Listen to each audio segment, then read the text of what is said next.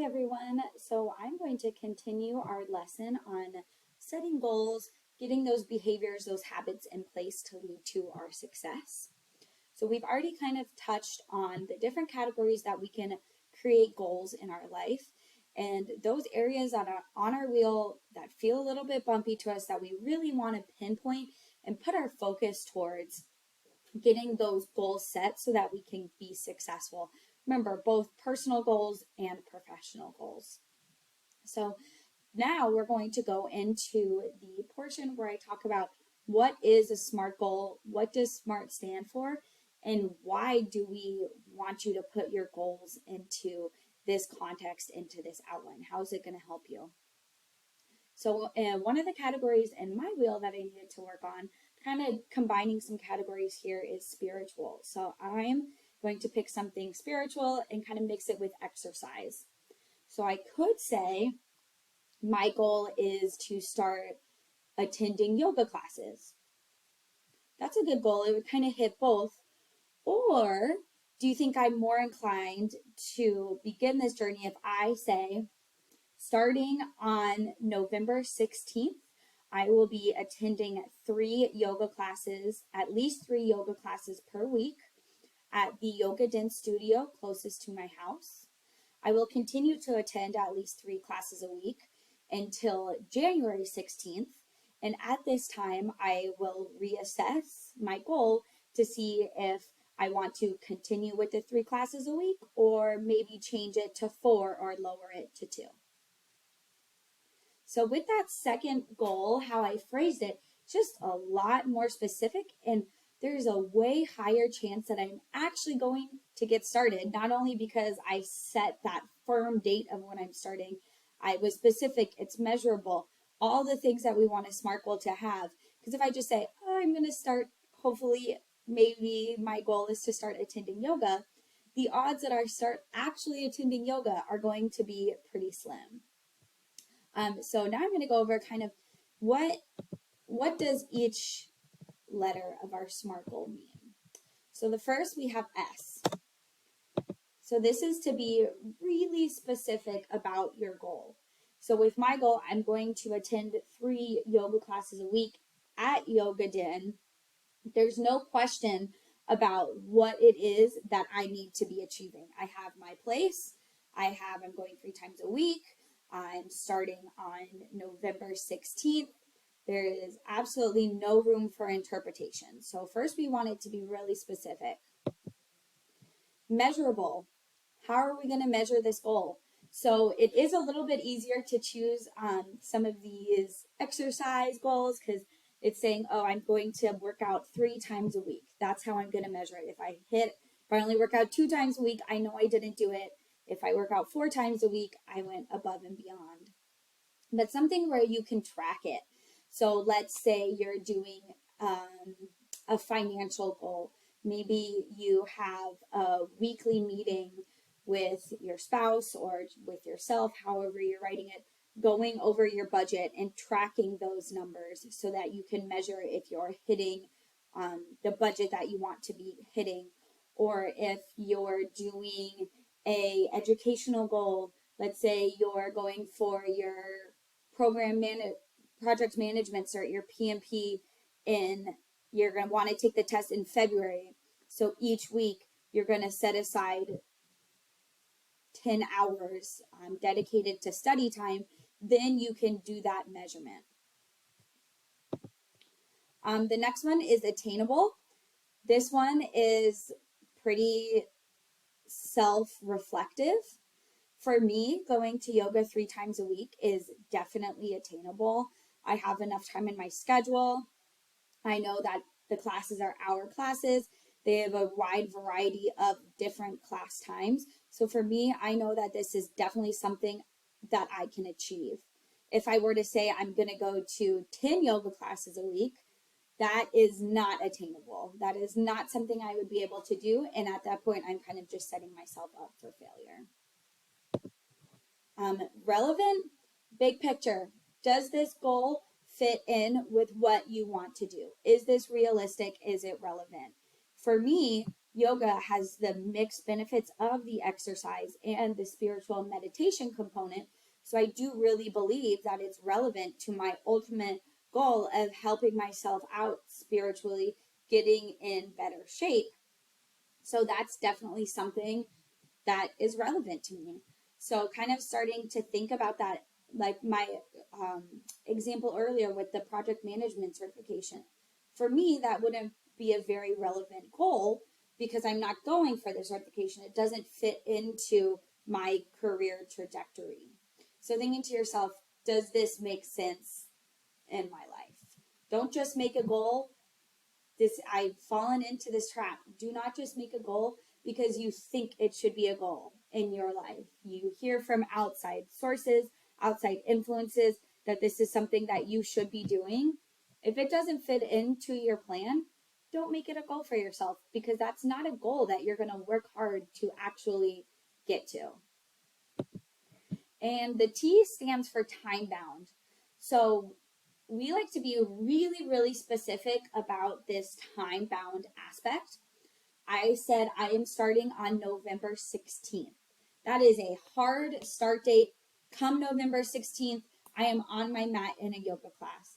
Or if I'm doing my PMP, I am hitting my book starting at November 16th. If I say I'm going to start next week, I'm going to start tomorrow, next week, that never really comes. You can easily keep pushing it back. We want that very hard date saying, this is the day I'm going to get started. Or maybe you have a goal to expand your network. So you want to get 10 meaningful LinkedIn connections every 2 weeks where you put a message with the connection starting on November 16th. That gives you a hard date. If I say I'm going to start getting LinkedIn connections tomorrow or next week, okay, tomorrow could come around, then the next day or next week could come around. I didn't set a hard date. And then on that ending side of your goal, with my yoga example, I don't want to say I'm going to do this for 3 months and then I just stop. That's not very realistic. We want to keep going. So one of my favorite ways that I've learned to phrase it is to say, in 3 months, I'm going to reassess my goal. So I believe I said on January 16th, I'm going to reassess that goal. Is 3 days a week working for me? Do I want to bump it up to 4 or 5 days a week? Is that realistic? Or maybe I decide that instead of doing yoga 3 days a week, I want to start doing it twice a week and running twice a week. So on that January 16th mark, I'm going to sit down. I'm not saying that I'm going to stop exercising and doing yoga. I'm saying I'm going to reassess it. So kind of back to what my goal was.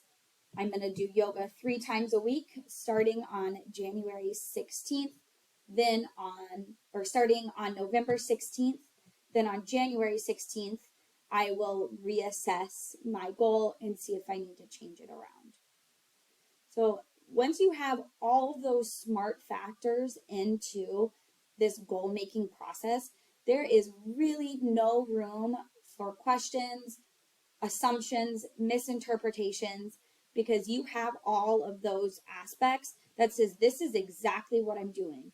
It is way, way harder for ourselves it's way harder to let ourselves slip on these goals if you have those very measurable, time-bound, specific items laid out in front of you. And again, that just goes back to it being attainable, achievable, and realistic.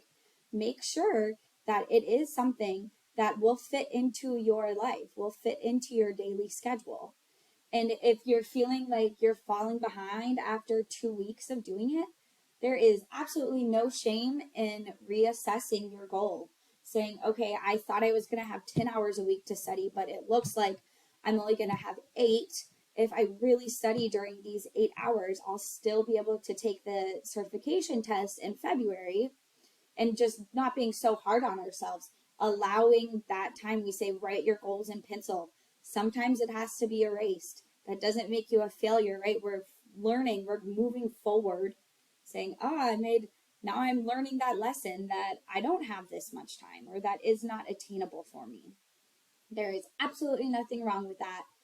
Um, these are your goals and nobody else's. A lot of people like to hang their goals on the wall, write them down on a notebook they look at often, keep them on their computer, kind of just referencing them so that we make sure we're continually thinking about them to move forward. And then two bonus letters that I learned from Sandler. So instead of SMART goals, you can do SMARTer goals. And that E stands for enjoyable and that R stands for rewarding. Kind of going back to what I was saying earlier of don't make goals just because you think that's what you should be doing in your life. Make sure for you they're enjoyable and rewarding. For me personally, for exercise, I have a lot of friends that do HIIT workouts. So it makes me feel like, oh, maybe I should go to those really intense cardio workouts. But for me, that is not enjoying or really rewardable.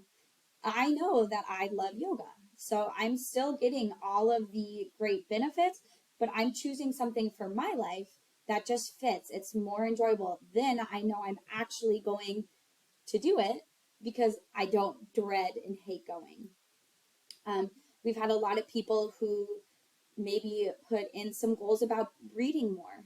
If you love reading, that's a great goal. But if you hate reading and you just think you should read because other people around you read, don't make that your goal because that's not something that you're going to work hard to obtain. Maybe instead of reading, you do audiobooks. So kind of figuring out exactly how that goal is going to look for your specific life. Nobody is going to have the same SMART goals.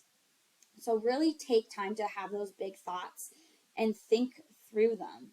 How are you going to be successful? Which goals are going to help lead to your professional and personal success? We've had a lot of graduates make goals about their family time. So not even anything to do with professional, just how can I spend more time with my kids, with my spouse? Had people say 3 times a week we're going to go on an hour walk at night. No technology, just communicating. So kind of just really thinking about those goals you want for yourself. In the lesson, there is also another SMART goal that I've broken down into kind of the simple goal and then how to make it into that SMART format. So definitely look at that as well because we would like you to make a goal for each one of those areas on the worksheet of your life. So each kind of spoke on that wheel. So career, personal, financial, educational, all of those ones, we want you to have at least one goal for each of those areas. Yeah, so that is SMART goals. So let's start writing those. Really excited to get those done.